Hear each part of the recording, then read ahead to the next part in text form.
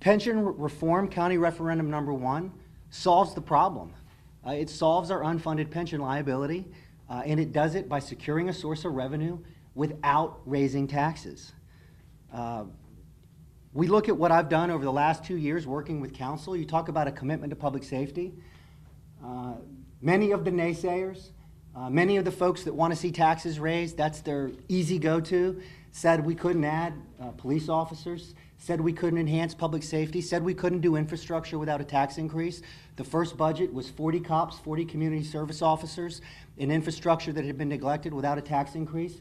The budget I just presented doubles down on that without a tax increase. So the issue is not our tax rate. The issue is pension costs. $200 million in pension costs that are above and beyond the normal costs. Those are the tax dollars that we ought to have to be doing the things that we ought to be doing. And I would also point out to you, here's what I've experienced going door to door. Stand on someone's front porch. It's easy for people to sit in corporate boardrooms and say a mill increase won't hurt anyone. On a $100,000 home, that's about $1,000. There are many people in this city that own homes that make a decision on paying their light bill and buying food. How many gallons of milk does $1,000 buy? How many school supplies? How many school lunches? So I'm steadfast. My pension reform, county referendum number 1, yes for Jacksonville, solves this problem once and for all with a secure source of revenue without raising taxes, and it reforms the pension plan. With that, I'd like to turn it over to the council president, and then we'll take questions. Thank you, Mayor. I just want to add a couple points and clarifications. Number 1 is the council looked at alternative sources and ways to pay for the unfunded pension liability for at least the last 2 years. And I will tell you that I am absolutely convinced this is the best alternative to address the unfunded pension liability. Now, does it solve every problem that we have in the city of Jacksonville? No, of course it doesn't. But that's the monkey on our back. It's the extra $200 million a year that comes out of our regular budget for unfunded liability that prevents us from doing everything else. And this is the best way available to us to fund that and reduce that obligation on the annual operating budget.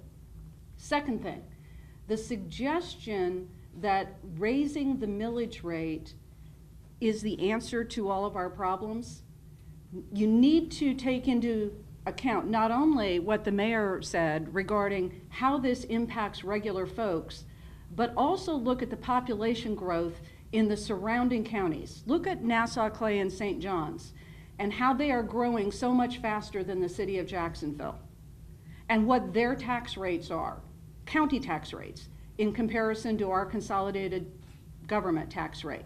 What you see is enhanced services there, and people are not, I do not believe that if we increase the millage in Jacksonville just to pay down an obligation on pension, not to increase any services, that we wouldn't even see a greater exodus to the surrounding counties. That's the challenge we have. So we need to find a solution to pay the unfunded liability that doesn't cause all of our residents extraordinary pain from an economic standpoint and cause them to choose to move elsewhere. That's really what we're facing. So I agree with the mayor. I think this is the solution to the unfunded liability with respect, and encourage everyone to vote yes on August 30th. Any questions?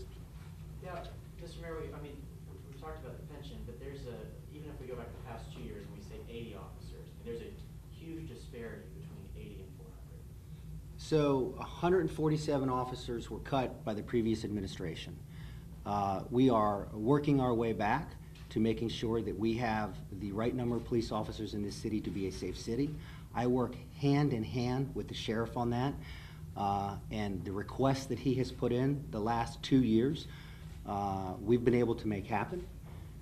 You're referencing a task force report that is in draft that hasn't even been reviewed by the sheriff. I don't know if you wanted to add. Well, Furthermore, I would encourage you to look at the members of the task force. Several members of that task force are on record and have repeatedly encouraged increased resources for JSO.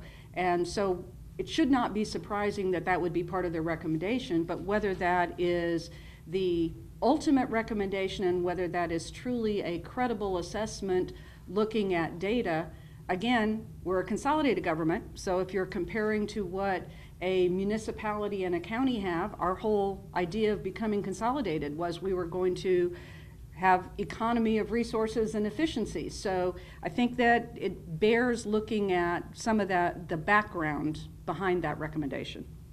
Mayor, you sound a little angry, a lot angry actually, but some of the recommendations that were in that report, even though it's a draft, do they make sense to you?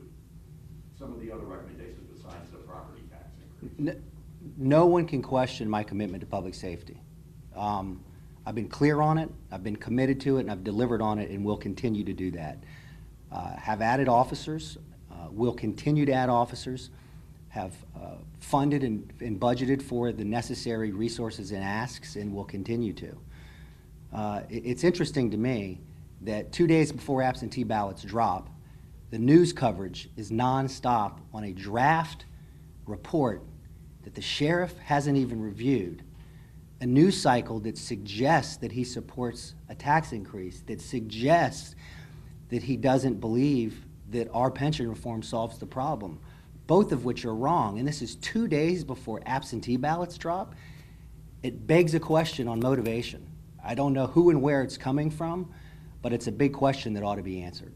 With, Mr. Mayor, the camera's rolling and with a discussion about pension, can you talk to us about the naysayers and folks who say it's a bad idea because of the 2030 component and the billion it would add to total cost in the long run? So it's not a new tax. We're extending existing half penny. So if you're watching this newscast, you go buy something today, you pay sales tax, there's a half penny in there. If you vote yes on this, that half penny will be extended. If you don't vote yes on this, if it goes down, that half penny will go away. By voting yes, we secure that to fund future pension benefits and liabilities. The other alternatives discussed here would be a millage rate increase. It's a bad idea. You can't legally bind property tax dollars to solve a problem. It wouldn't be tied to reforming the pension plans, and it would hurt families. And a new sales tax is not an option. Why is taking on the $1 billion in what I'll call interest the right choice? There is no other choice. There is no other choice. A new sales tax is a bad idea. I wouldn't support it, but it would also need the support of the Florida legislature and the governor. They're not going to let that happen. They would never sign off on that. So the debate around a new sales tax is a wasted debate. It's not possible. And a millage rate increase just wouldn't solve it. Mayor? And talk about being upset. I get so frustrated. I saw this in the campaign. The easy answer sitting in corporate boardrooms is always raise the millage rate. What's $100 here? What's $200 there? I talk about a $1 million increase on a $100,000 home being $1,000. People that sit in corporate boardrooms may have hundreds of dollars laying around. The front porches that I'm on of homeowners, most of them don't have $100 laying around. And I would just add that to get to that $1.5 billion additional costs that you're talking about assumes that you have the money to make the prepayments now on the unfunded liability. So the only way you see an increased cost or you see a theoretical savings is if you pay a lot up front and you're putting it in advance. And that also assumes that you're going to earn a good return on the money you're putting in now. If you didn't, you wouldn't see that savings. So this is both less risky because you're matching the timing of the revenue to the timing of the obligation as opposed to paying it up front early. Yes, you might have a potential savings. You might also have a potential loss that's greater. Mayor, you talked to public safety unions behind closed doors. You talked to WISE, you talked to Zona. Have they pushed for millage rate increases at all, the public safety employees? They haven't pushed me. And let me be clear, whether I've been in public town halls or sitting with folks in meetings where the press wasn't available, I have been consistent and said that this solution is not tied to any promises.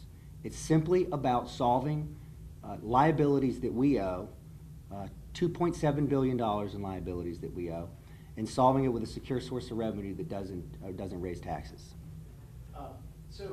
One thing, the task force report, as I interpreted it, was not saying that your plan is not a good idea. What it was saying is, we have a sheriff's department that has this sort of laundry list of needs and multi-millions of dollars worth of needs. I guess what the task force is questioning is whether the city, even having a source of revenue for the pension debt, is going to have enough money to provide for sheriff's deputies in the future. I don't think they're saying the millage rate increase is for the pension debt. They're saying we need more money. And I mean, are you confident that you can address some of the concerns in that report with the money, with our financial situation now, or with it? Well, we will have the funds we need to make sure that we are a safe city. And I'm not going to address the suggestions in a draft report from a committee.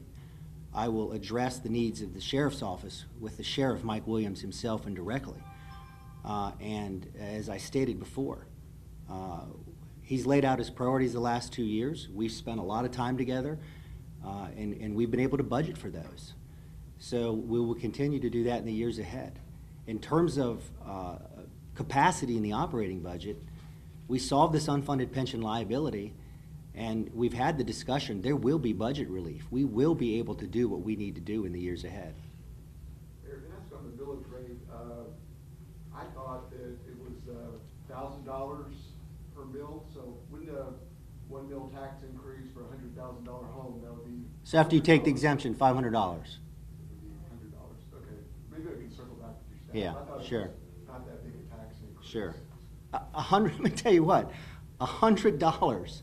I mean, this is just, people in this city do not just have $100 laying around. They don't just go out and spend $100 without thinking about it. I mean, this is the reality that we have to grasp as leaders. The president and I were talking about this. She spends a lot of time in the neighborhoods and on front doors too. It brings you back to what people are going through every day, and it has a huge impact on you. I don't know if you want to speak to that at all. We were just talking beforehand, and I thoroughly enjoyed walking door to door throughout my district during the campaign, but the conversation we were having is what you hear.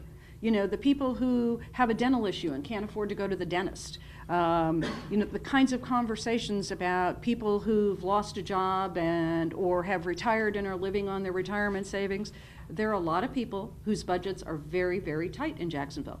We tout ourselves as being this wonderful place for the military to retire, and lots of them choose to retire here. But when you have a lot of retirees, you have people who are on tight budgets. And I think that's one of the things that we have to be cognizant of as we address how our city moves forward. It's not that we don't want to provide quality of life resources and good public safety. Of course we do. But you also have to do it in a way that our citizens can lead their daily lives and afford to pay their bills. Mayor, would you describe the city as being in dire straits? We have a huge burden on our back, $2.7 billion in unfunded pension liabilities, money that we owe, benefits that were earned, that's been largely ignored. Council has tried to work on it the last couple of years, but you've got to have someone in leadership that's willing to state it, own it, and solve it, and that's exactly what I'm doing here. If we solve our unfunded pension liability, if we get a yes vote on August 30th on county referendum number 1, it is a brand new day for the city of Jacksonville. If we don't solve it, it's going to be a really, really, really tough future. You want to talk about millage rate increases. 6 tax increases over just over a decade, 3 new millage rates, 3 new fees, and we're still sitting here having a conversation about some are suggesting that we ought to continue to tax our citizens more. And by the way, with those new taxes, city services have suffered, and this is all because we haven't solved the pension liabilities. How will this tie into eventually getting some downtown development happening? Looking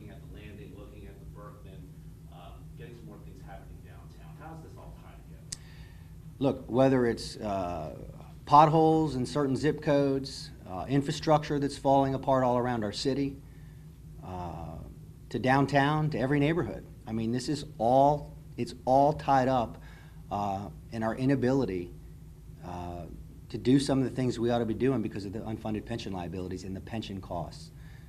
Almost 1/3 of our operating budget this year will go to pension costs. That means that people are paying tax dollars in. Those tax dollars are going to pension costs instead of going to the things that they care about, which could be roads, infrastructure, and development. Now, with that being said, as we all know, the Jags need a training camp today. And in the last couple off seasons, tens of millions of dollars have been put in the direction towards the Jags for projects that they've asked for. In light of what's happening with the city, how much further can something like that continue each off season, tens of millions of dollars benefiting the Jags? The work that's been done with the Jaguars over the last couple of years has been the bed tax, which by state law, you can't use those dollars for any of the things we're talking about. You can't hire cops with those dollars. You can't fund public safety with those dollars. You can't pave roads with those dollars. You can't do infrastructure with those dollars. Mayor, have you talked to this committee when they were preparing their report at all? Did you interview with them at all? No. So they never talked to the city? So No. Does that surprise you? I mean, I think the president suggested there may be some members on that committee that have been preaching for a tax increase long before this committee was put together. So look, I'll work directly with the sheriff on what his needs are. Mayor, if it was the committee's recommendation or the task force recommendation talking about 400 officers, and they're saying, well, you gotta do the sales tax and a property tax to do that. If you just do the half-cent sales tax, is there gonna be enough freed up revenue that if you decided that 400 really is the best course, you can do that? Or do you really say, well, half-cent sales tax, you get 147, that's as far as you can go with your expansion of police officers? Again, I'm not going to comment on a draft report from a task force that the sheriff hasn't even reviewed. But as the sheriff continues to share with me the needs that he has to make this a safe city, I'm going to do everything that I can to make that happen. And if without pension reform, I'm going to, through my budgetary priorities, see a massive shift geared back towards public safety. That means areas that are already suffering will have to suffer more. That said, I believe we're going to get a yes vote on August 30th. I'm spending a lot of time in the community talking about this, and it's clear to me that when I educate voters on how severe this is and how dire this is, but that this could fundamentally change our city in a positive way, I'm changing minds. What's your analysis of how, does the community get it, the situation we're in, and how your proposition would intervene? Yes, when you get the opportunity to share with them and take questions, I think that one of the most powerful things that we can do as elected officials is make our speeches as short as possible and then open the floor for questions and answer every question, and that's what I've been doing. And when I go into rooms of people that are undecided, but they have a lot of questions on the issue, once I answer and explain, I walk out of there feeling like people get it.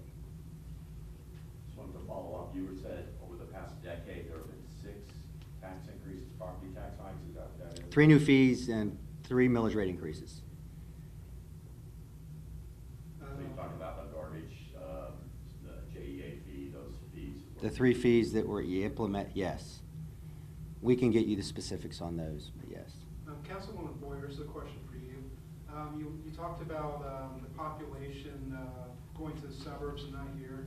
How do we fight the larger problem of legacy cost as it relates to, city finances, pension, infrastructure deferrals, all of that, and actually get population back into Jacksonville, not moving to Clay and Nassau and so forth?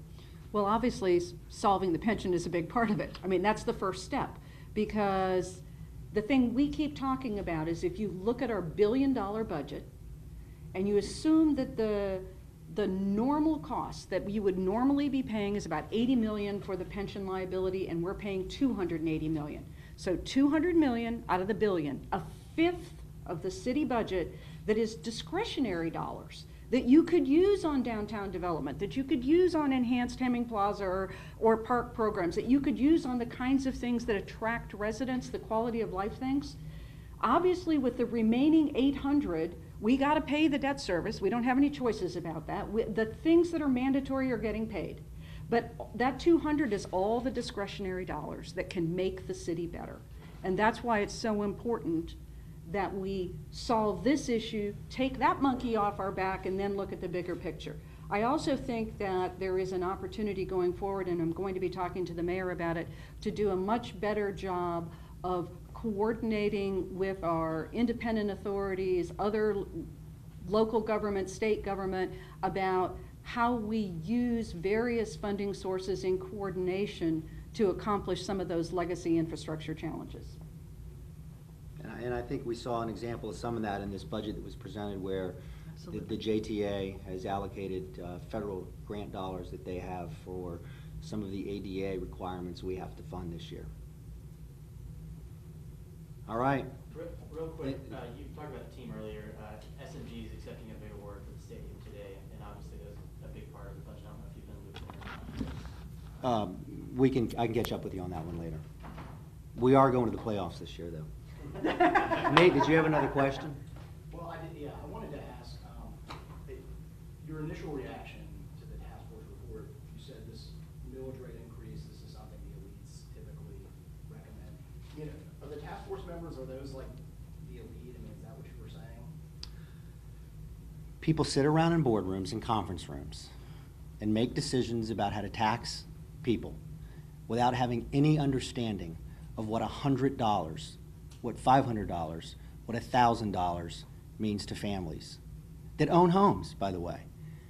And I'll tell you, my reaction was, we've had a news cycle since yesterday that would lead citizens to believe that the sheriff doesn't believe that my pension reform goes far enough. Not true. He believes it, he stated it, has supported it since the beginning, and also leads people to believe, I believe it's even been said, that he supports a millage rate increase. Also not true. This, in the news cycle, 2 days before absentee ballots drop, seems purely political to me, so you're darn right I'm upset about it. Where do you think it came from? Political agenda. I'm going to move on and keep fighting my fight for people of Jacksonville and try to get this pension reform passed. Thank you all. Thank you.